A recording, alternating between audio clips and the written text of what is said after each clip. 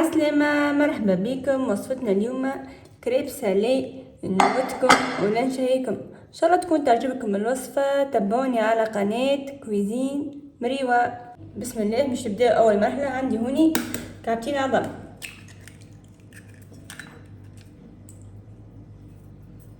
نضيف عليهم شوية ملح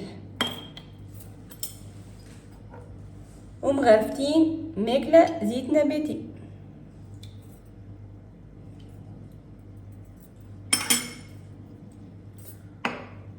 ونضيف عليهم 200 مليلتر من الحليب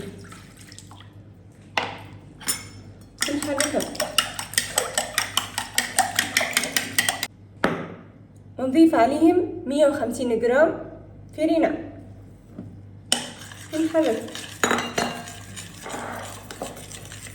نسبته يكون الخليط لا هو جاري لا هو عاقد حتى لا تتحلل الفرينة. شوفوا كيفاش لا هو جاري لا هو عاقد. بعد ما تحلت الفرينة نتاعي باش نصفيها، باش نصفي خليط الكريب.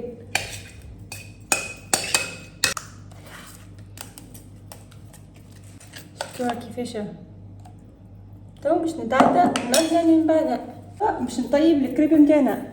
باش نحط شويه زيت نباتي، ندهن التيفال نتاعنا بالريشه. التيفال نتاعي اسخن باش نضيف كعبة الكريب ونخليها تطيب. الكريب نتاعي توا طابت، باش نقلبها على وجهها الثاني. كعبة الكريب نتاعي توا طابت باش نهزها. توا كملت حضرت الكعيبات الكريب نتاعنا، شفتهم كيفاش. وعندي هوني اومليتات حضرتهم،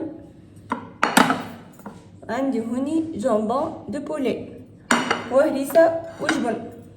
باش نبدا نحضر كعيبات الكريب. اول مرحله باش نعمل الهريسه باش تزوزها.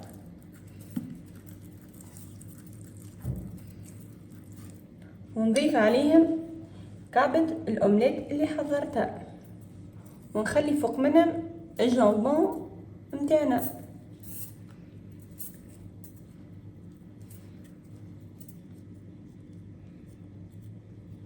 هيك الفرماج وندوروه كيما هكا. الكل نعملهم على فرد طريقة. شفتوا كيفاش؟ مش نرجع نطيبهم.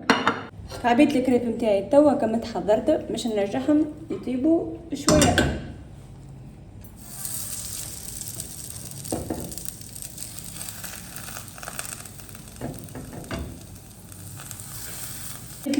كعبيت الكريب نتاعي طيبتهم شويه باش نهزم.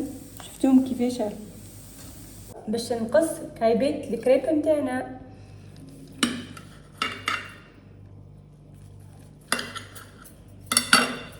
عندي هنا عود باش نعملهم كيما هكا. شفتوا كيفاش؟ تجمو دوروه في الصهريه. نودكم ولا نشهيكم في هيك بنة الكريب. نعملوا الكعيبه كيف اختار. هكاكا كملت حضرت الكريب سالي نتاعنا.